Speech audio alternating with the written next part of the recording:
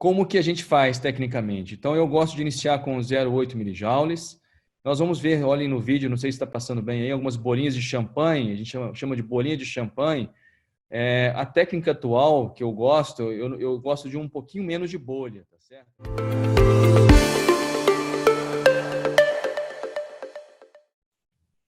Como que a gente prepara esse paciente, né? A gente tem que escolher uma lente. Eu uso a lente da Latina, né? Eu tenho o hábito de usá-la, tenho bons resultados, mas eu acho que tem outras no mercado, fica a critério de cada um.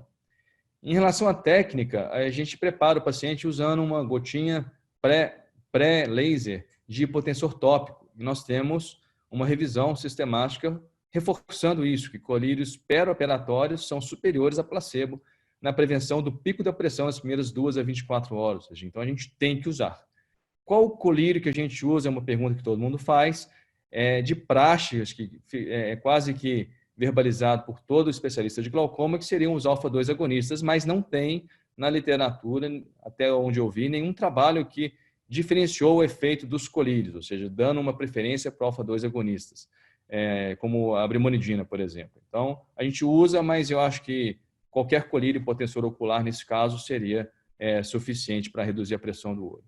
Logicamente, a gente ainda associa uma pilocarpina, eu gosto de fechar um pouco a pupila do paciente para abrir melhor esse ângulo, e um colírio anestésico é fundamental por causa do contato da lente com a córnea, e isso é um pouco desconfortável para o paciente. Se a gente faria um olho ou 2 olhos, é sempre uma pergunta, né? Muitas vezes a gente faz os 2 olhos por uma comodidade nossa, mas se a gente for buscar embasamento para isso, a sugestão é que você faça um olho de cada vez, uma vez que a gente observa aí na fotografia, na tabela, que dos pacientes que funcionaram no primeiro olho, você pode ver que mais ou menos aí quase 80% deles funcionaram no segundo olho. Ou seja, o laser teve uma boa resposta. Por outro lado, aqueles pacientes que não funcionaram no primeiro olho, eles tiveram uma resposta pobre no segundo olho. Então, seria talvez honesto com o paciente você aplicar o laser em um olho, observar a resposta, para depois aplicar no outro olho, caso a resposta tenha sido positiva. Então, fica a dica.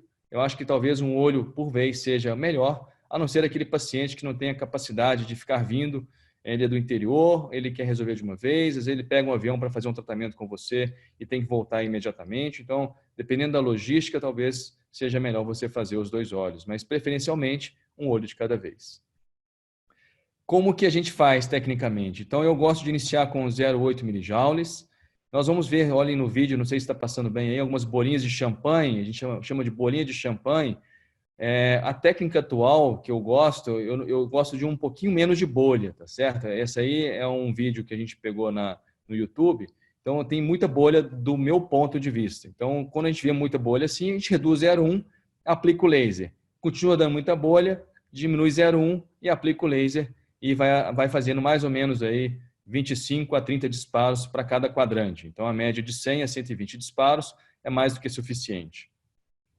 Muito cuidado, pessoal, com o glaucoma pigmentar, porque a dispersão de pigmento e a absorção de energia é muito grande. Então, a gente deve começar com uma energia menor, 0,4, 0,5. E em glaucoma pigmentar, eu prefiro fazer 180 graus. Eu vou falar disso no próximo slide, mas preferencialmente eu começo com uma energia menor e 180 graus só. Nos outros pacientes, eu faço 360 graus e é sempre prudente anotar no prontuário do paciente qual foi a energia que você usou, a área tratada, o número de disparos e a energia total. Todos os aparelhos, eles te fornecem isso. Eu acho que é importante você fazer essa anotação. Em relação a essas microbolhas, isso é um mecanismo de dano celular. Os melanossomos, eles alcançam o ponto de fervura, porque eles são muito pigmentados, no plasma intracelular, eles aumentam de volume rapidamente e fazem essa ruptura mecânica da célula. Então, essas microbolhas, ou seja, se a gente está vendo muita bolha, é porque a gente está danificando muito o tecido, então você acaba tendo mais complicação e um maior efeito do laser. Com 2 semanas, há uma nova população de células, com 4 semanas a morfologia está totalmente restaurada, para você ter uma ideia de como queria funcionar. Uma outra pergunta que a gente sempre vê é se a gente faria 90 segundos, 90 graus, 180 graus ou 360.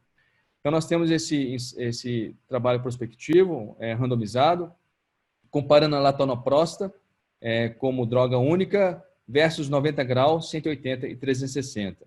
E eles concluíram que a latanoprosta, que a SLT 90 graus não foi efetiva, de modo que em 12 meses de follow-up, somente 34% dos pacientes alcançaram o sucesso, que está abaixo da tela aí à sua esquerda, o que eles consideraram sucesso.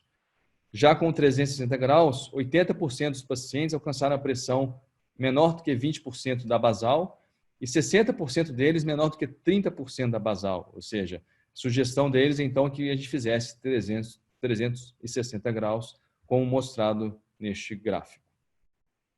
E no pós-operatório? É sempre um questionamento: o que usa, o que não usa. Então, no pós-operatório, tem alguns trabalhos mostrando que não tem nenhuma diferença entre você usar corticoide, esteroide ou não esteroide. Tem outros que falam a favor de não esteroidal. Esse aqui, por exemplo, ele mostra para a gente que o SLT causa pouca inflamação, de modo que colírios anti-inflamatórios não reduziram a dor do paciente, não reduziram a hiperemia do paciente, não reduziram as células na câmara anterior ou o pico da pressão.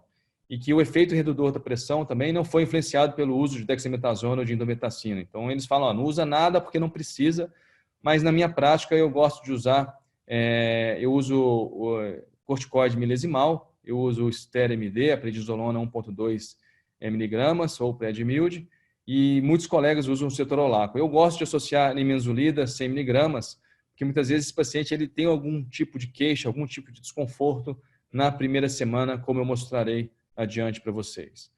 E como é que eu vejo esse paciente? Assim, a gente aplica o laser. O Guilherme Guedes deu uma aula brilhante sábado agora no Glaucoma Zoom sobre SLT. Ele fala que ele gosta de ver no primeiro dia.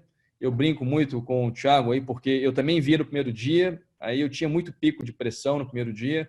Aí eu conversando com ele, ele falou, olha, eu não vejo no primeiro dia, eu vejo lá para frente, com 2, 3 semanas. E eu não tenho pico de pressão, então eu também estou passando agora para 3 semanas, então eu não tenho também agora pico de pressão nos meus pacientes. Brincadeiras à parte, eu vejo esse paciente então com 3 semanas, deixo o telefone com ele caso ele tenha algum desconforto. Depois de 3 semanas está ok, ele volta com 30 dias, e aí é o tempo que eu começo a reduzir as medicações e os colírios caso ocorra alguma melhora da pressão do olho. Reduzo um ou outro colírio adicional depois de 45 dias e ele volta só depois de mais 60 dias. Então, é bem espaçado esse pós-operatório. E normalmente, a grande maioria dos pacientes, eles não têm queixa alguma em relação ao procedimento. E o que a gente espera do laser? Isso é importante, porque quando você vai oferecer o laser para o seu paciente, você tem que saber conversar com ele, você tem que convencê-lo de que isso é benéfico. E o que a gente oferece para ele, né? Quando você tem um ALT, por exemplo, lá no SUS nosso, a gente faz bastante ALT, a gente tem uma redução, eficácia muito parecida, de 30% da pressão. Você pode usar como tratamento primário, como adjuvante. Tem alguns preditores de sucesso que eu não vou entrar nesse mérito agora.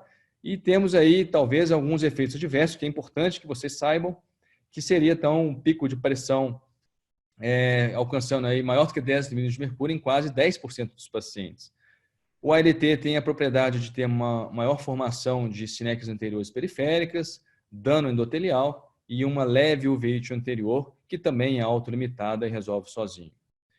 Esse é um trabalho onde foi feito um trabalho prospectivo, não randomizado, onde teve um follow-up de 6 meses, onde não teve diferença na redução da pressão do olho entre o SLT e o ALT.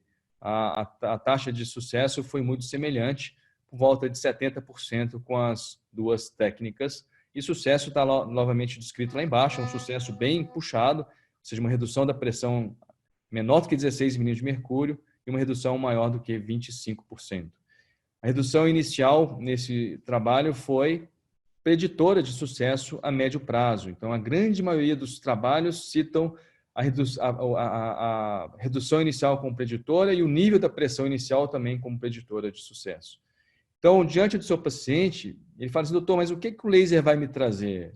Então, você categoricamente pode falar, olha, uma redução aí por volta de 5 milímetros de mercúrio ou 25% da pressão do seu olho, e a gente alcança isso em 70% dos casos. Outros não vão responder por um período de 1 ano. Então, essa é a conversa com o paciente. Você prefere esse cenário ou você prefere usar colírio ou você prefere ir para a cirurgia? Então, a conversa é mais ou menos assim. Em se tratando de longo prazo, ou seja, quando a gente vai falar de 60 meses, 5 anos, os dois lasers foram muito semelhantes em relação à redução da pressão do olho.